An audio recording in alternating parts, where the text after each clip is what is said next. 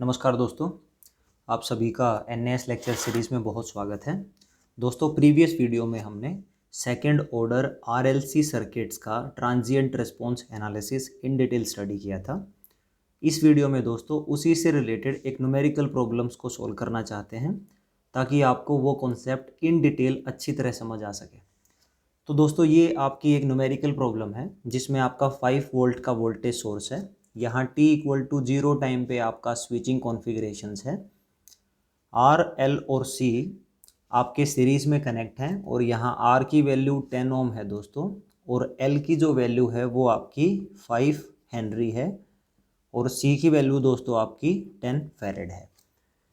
आपको निकालना है फाइंड आई ऑफ टी, यानी करंट रेस्पॉन्स फाइंड आउट करना है, और साथ में पूछा है दोस्तों plot I of T curve with respect to time. तो इसमें दोस्तों हमें प्लॉट कर्व भी प्लॉट करनी पड़ेगी साथ साथ। तो यहाँ क्वेश्चंस को हम स्टार्ट करते हैं। आपको पता है दोस्तों t is equal to 0 negative time पे आपका जो स्विच है वो आपका ऑफ है। अगर मैं कहूँ कि आई ऑफ 0 नेगेटिव टाइम पे मेरा करंट क्या होगा, जब दोस्तों स्विच ऑफ है तो कोई करंट फ्लो नहीं करना चाहिए, तो इसका मतलब जो करंट होगा वो आपका 0 एम्पियर होगा, राइट। और दोस्तों अगर मैं कहूँ कि जो आई ऑफ 0 पॉजिटिव है, यानी t is equal to 0 positive पे मेरा स्विच ऑन होगा और उसके बाद मेरा करंट क्या होना चाहिए, तो दोस्तों इंडक्टर यहाँ सीरीज में कनेक्ट है और इंडक्टर की प्रॉपर्टी है कि it will not allow sudden change of current. तो इसका मतलब दोस्तों even if source is connected but current इस टाइम पे हमारा 0 ही रहेगा।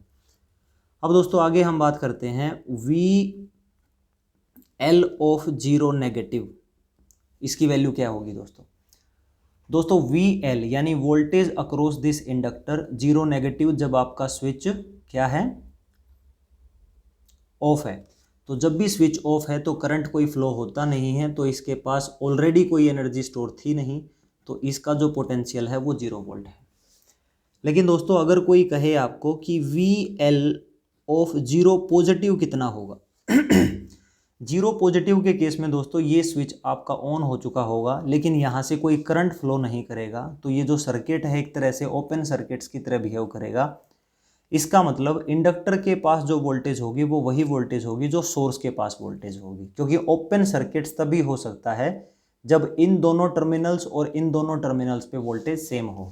तो इसका मतलब यहाँ जो वोल्टेज होगी दोस्तों वो आपकी 5 वोल्ट की होगी। यहाँ से एक प्रॉपर्टी मैं और एक्सप्लेन करना चाहता हूँ, inductor allows sudden change of voltage. तो यहाँ पे देखो दोस्तों 0 नेगेटिव टाइम पे 0 वोल्ट, 0 पॉजिटिव टाइम पे 5 वोल्ट, तो ये प्रॉपर्टी बिल्कुल ठीक है। अब दोस्तों हम बात करते हैं एक और फैक्टर की, वी सी ऑफ 0 नेगेटिव कितना है दोस्तों। ऑलरेडी कैपेसिटर्स के पास स्विच ऑफ था तब कोई एनर्जी स्टोर नहीं है, तो इसका मतलब इसका जो वोल्टेज है वो 0 वोल्टेज है। और कैपेसिटर की दोस्तों प्रॉपर्टी है कि it will not allow a sudden change of voltage, तो इसका मतलब जब 0 पॉजिटिव टाइम होगा तब भी इसका पोटेंशियल आपका 0 वोल्ट ही रहेगा। तो ये हैं दोस्तों इस सर्किट की इनिशियल कंडीशंस। अब दोस्तों इस सर्किट्स पे हम t is equal to 0 positive time पे केवीएल इक्वेशन लगाएंगे, यानी अब ये जो स्विच है दोस्तों, ये स्विच आपका क्लोज बन चुका होगा। जब स्विच क्लोज होगा तो दोस्तों हम यहाँ पे अपना केवीएल इक्वेशंस लगा सकते हैं, और ये जो करंट है दोस्तों ये आपका आई ऑफ टी करंट है। तो केवीएल इक्वेशन बनेगी दोस्तों 5 is equal to 10 into I plus 5 D I by D T. दोस्तों ये वोल्टेज है, voltage across this inductor. 10 into I voltage drop है दोस्तों अक्रॉस दिस रजिस्टर, प्लस यहाँ कितना वोल्टेज होगा दोस्तों 1 upon C integration I of D T. इसके बाद दोस्तों इस इंटीग्रेशंस को ख़त्म करने के लिए हम क्या करेंगे, differentiate with respect to time on both sides, on both sides। तो दोस्तों 5 का डिफरेंशिएशन 0 हो जाएगा, 10 कांस्टेंट है, i का डिफरेंशिएशन आपका क्या होगा D I by D T plus 5 again constant है। D I by D T का डिफरेंशिएशन दोस्तों सेकेंड ऑर्डर में चला जाएगा, D square I by D T square plus integration यहाँ दोस्तों डिफरेंशिएशन से कैंसिल आउट, और जो इक्वेशन बचेगी, टर्म बचेगी, वो बचेगी आई अपॉन सी, और सी आपका दोस्तों 10 है। तो अब दोस्तों इस सेकंड ऑर्डर डिफरेंशियल इक्वेशन को आप स्टैंडर्ड फॉर्म में कन्वर्ट कर लीजिए, 5 से आप डिवाइड कर दीजिए। तो जैसे ही आप 5 से डिवाइड करेंगे तो आपकी स्टैंडर्ड इक्वेशन बनेगी D square I by D T square plus 2 D I by D T plus I divided by 50 is equal to 0। अब दोस्तों लाइक स्टैंडर्ड डिफरेंशियल इक्वेशंस में हम सॉल्यूशंस की तरफ बढ़ते हैं तो d बाई डी टी को हम कैपिटल D से रिप्लेस कर लेते हैं, और जब हम ऐसा करेंगे तो डबल जिसका ऑर्डर होगा सेकेंड ऑर्डर, उसको हम डी स्क्वेयर से रिप्लेस करेंगे। सो ये बनेगा दोस्तों डी स्क्वेयर प्लस 2d प्लस 0.02 दैट इज इक्वल टू 0। तो दोस्तों ये हमारी क्वाड्रेटिक इक्वेशन आ चुकी है। इस क्वाड्रेटिक इक्वेशन में दोस्तों जो एक स्टैंडर्ड क्वाड्रेटिक इक्वेशन होती है उसके अकॉर्डिंग a इसमें 1 है दोस्तों, b इसमें 2 है दोस्तों, और c जो वैल्यू है वो इसमें 0.02 है दोस्तों। अब इसके बाद आप इसके रूट्स फाइंड आउट कर सकते हो, d1 एंड d2। उसका फार्मूला होगा दोस्तों -b plus minus B square minus 4ac divided by 2 into A. तो दोस्तों a b c की वैल्यूज़ यहाँ गिवन है, इस फार्मूले में इन वैल्यूज़ को पुट करेंगे तो हमें मिलेगा -2 plus minus under the root, ये बनेगा दोस्तों हमारा B square that is 4 into A C, so 4 into 0.02 divided by 2। तो दोस्तों यहाँ से हमारे पास दो रूट्स बनेंगे d1 एंड d2। वे जो रूट्स होंगे दोस्तों वो होंगे -0.01 एंड -1.98। आपने देखा दोस्तों दोनों के दोनों रूट्स हमारे रियल हैं और दोनों के दोनों रूट्स हमारे अनइक्वल हैं। तो जब भी दोस्तों हमारे रूट्स रियल और अनइक्वल होंगे तो उसका एक जर्नल, इसको हम यहाँ रिप्रेजेंट कर सकते हैं। तो उसके लिए दोस्तों हमारे पास जर्नल सॉल्यूशन होगा that is I of T is equal to k1 e raise to power first root that is -0.01 into T plus k2 e raise to power second root that is -1.98 into T. तो ये दोस्तों हमारा एक journal solution आ चुका है, लेकिन हमें particular specific solution चाहिए। इसके लिए दोस्तों हमें k1 और k2 की वैल्यूज़ को फाइंड आउट करना पड़ेगा।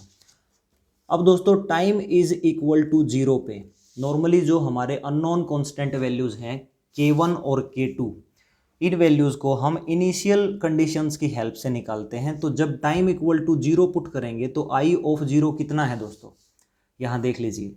तो ये आपका टाइम कितना है 0, तो टाइम 0 इस इक्वेशन में पुट करेंगे तो ये बनेगा 0 is equal to k1 e raise to power 0 आपका 1 होता है तो कुछ 1 ही रहेगा, और plus k2 e raise to power again 0 that is equal to 1।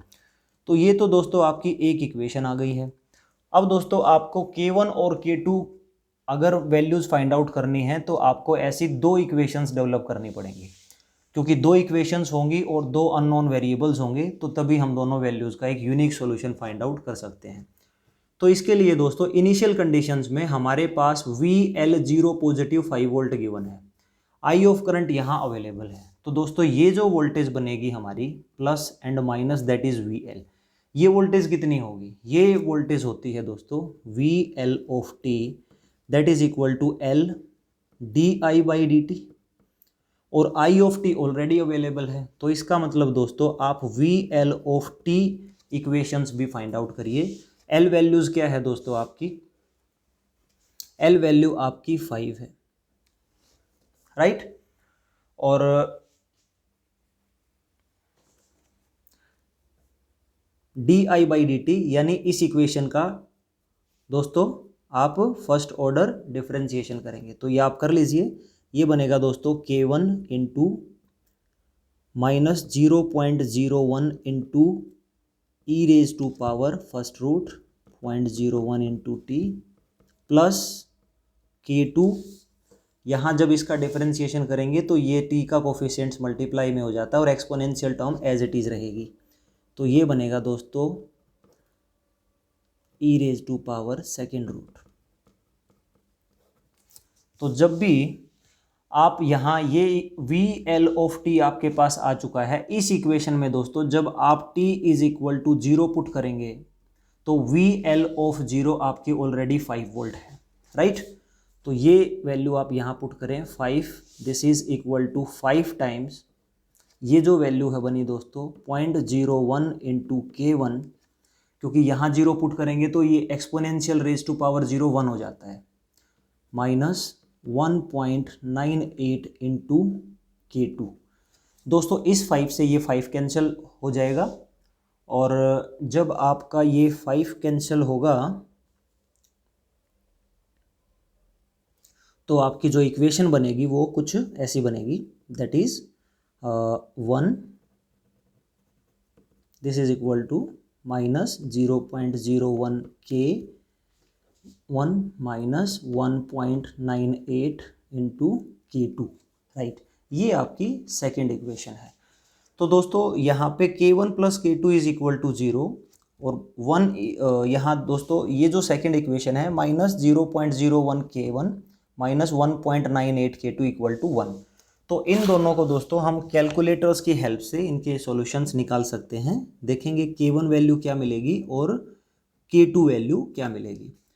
तो K1 पुट कर लेते हैं हम इक्वेशंस में, दो वेरिएबल्स की इक्वेशन है, A1 आपका 1 है और K2 आपका अगेन 1 है, इक्वल वैल्यूज़ आपकी 0 है। फिर दोस्तों ये माइनस 0.01 अगेन सेकंड जो कोफिशिएंट है माइनस 1.98 और इक्वल वैल्यूज़ आपकी 1 है।